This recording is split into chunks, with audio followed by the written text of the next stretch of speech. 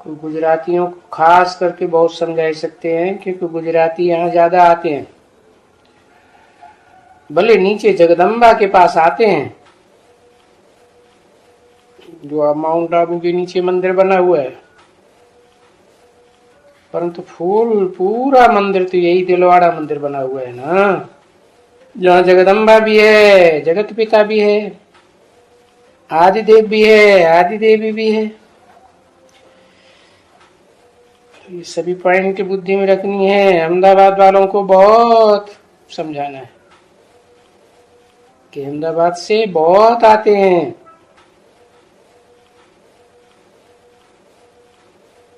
अहमदाबादियों को इतना प्रेफरेंस क्यों दे रहे हैं? बेसिक में भी ज्यादा प्रेफरेंस दिया, एडवांस में भी ज्यादा प्रेफरेंस दिया,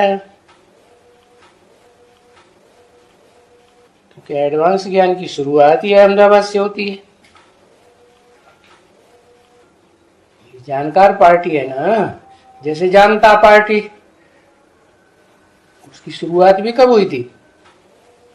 76 में। किसके द्वारा? जयप्रकाश नारायण के द्वारा हुई थी। है साथ में सहयोगी तो कृष्ण मुरारी देसाई भी थे। ऐसे यहाँ जैसे भक्ति मार्ग में था, वैसे यहाँ ज्ञान मार्ग में भी होता है। अहमदाबाद से वो आदि नारायण वाली बीज रूप आत्मा निकलती है। इसलिए अव्यक्तवाणी में बोला है अहमदाबाद को सर्व सेंटर्स का बीज रूप। अरे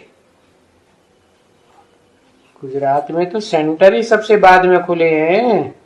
जब सभी स्टेट्स में सेंटर्स खुल गए तो बीज रूप कहां से हो गया? नहीं, जो मनुष्य सृष्टि की बीज रूप आत्मा है वो अहमदाबाद से निकलती है। तो बाबा ने कहा पहली प्रेफरेंस में देता हूं यज्ञ की धन संपत्ति से सेंटर खोलने का अहमदाबाद में।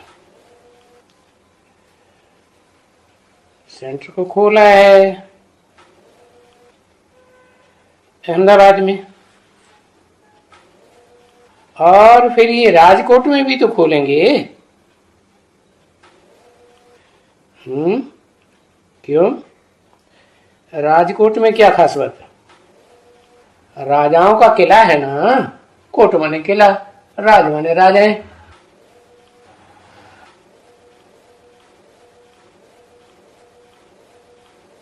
क्योंकि जैसे भक्ति मार्ग में कहते हैं स्वतंत्रता संग्राम में दो ही बड़े नेताएं थे। कौन कौन? एक गांधी जी और दूसरे नेहरू जी। नहीं, नेहरू जी तो गांधी जी के आदेश पे चलते थे। गांधी जी और सुभाष चंद्र बोस। तो सुभाष चंद्र गरम दल के और गांधी जी नरम दल के। तो ऐसे ही यहाँ ज्ञान मार्ग में भी है, ये दो ही खास नेताएं हैं। एक है ठंडी प्रकृति का ब्रह्मा बाबा, वो भी ज्ञान मार्ग का गांधी हो गया। जैसे भक्ति मार्ग के गांधी जी के लिए बोला, गांधी जी मारा राजकोट में जाके जन्म लिया। कोई बड़े कांग्रेसी साहूकार के यहां जाके जन्म लिया। तो फिर बेहद के गांधी के लिए भी प्रबंध करना पड़े ना। हद के गांधी जी के लिए तो प्रबंध किया अहमदाबाद में हमने, गांधी जी नहीं, सुभाष चंद्र बोस। सुंदर भाषण देने वाला सुभाष चंद्र, तो गांधी जी के लिए भी तो करेंगे ना। तो बताया यह है बेहद का राजकोट, राजाओं का किला। खोलेंगे जरूर, अभी खोला नहीं है, गे माना भविष्य की बात है। एडवांस ज्ञान जब चलेगा तो राजकोट में भी सेंटर खुलेगा, वो हद का भी खुलेगा और बेहद के राजकोट राजस्थान में भी खुलेगा, राजाओं का स्थान है ना। तो ये दोनों बहनें हैं, कौन कौन है? राजकोट का भी राजा है और ये भावनगर का भी राजा है। कौन सा नगर? भावनगर। कोई भी कर्म किया जाता है तो कर्म को देखा जाता है कि अच्छा है या बुरा, या उस कर्म के भाव को देखा जाता है? भाव को देखा जाता है। भाव प्रधान विश्व रचि राखा, जो जैसा करे सो तसा फल रचाखा। तो भावनगर का भी राजा है, पर हैं सब आजू बाजू में। क्या? भावनगर भी वहीं और राजकोट भी वहीं, क्योंकि राजाओं की बुद्धि वहीं धरी रहती है ना, राजकोट और भावनगर के आसपास। जन्म जन्मांतर की संस्कार है ना, तो आजू बाजू में। जामनगर भी बाजू में है। क्या?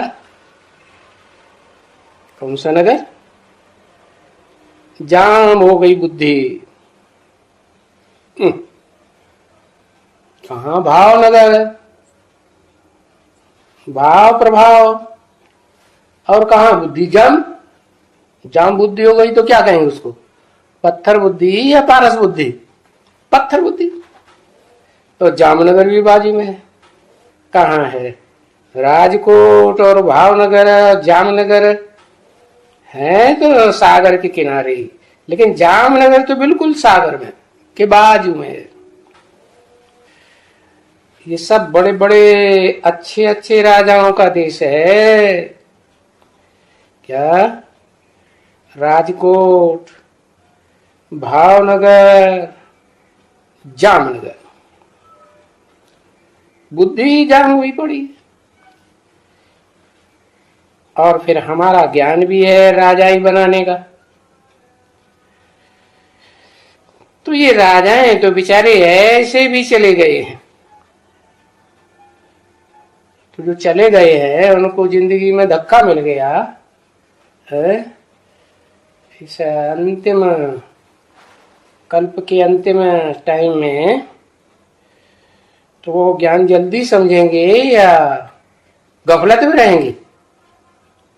उनकी राजाई चली गई तो दुखी हैं कि जब राजाई थी वैसे आनंद में नहीं। तो ये सब बड़े बड़े राजाएं हैं, उनको राजाई बनाने का ज्ञान बुद्धि में बैठेगा तो उनको समझाना है, और उनको समझाना ही सहज है। भाई राजाई तो तुम्हारे कुल ने गंवाई दी, क्योंकि पहले तुम राजाएं थे, जन्म जन्मांतर के पीढ़ी दर पीढ़ी राजा बने। पीछे ये फलाना प्रजातंत्र राज्य आ गया। अभी तो सब तमो प्रधान, अभी तो नो गद्दी। क्या? राज्य चलाने की पूरी तंत्र किसी एक के गद्दी के हाथ में नहीं है, सब एक दूसरे से बंधे हुए हैं। तो राजाई तो गई। अभी फिर देखो गद्दी नशीन बनाने के लिए आया हुआ है, वही राजयोग के द्वारा राजाई देता है।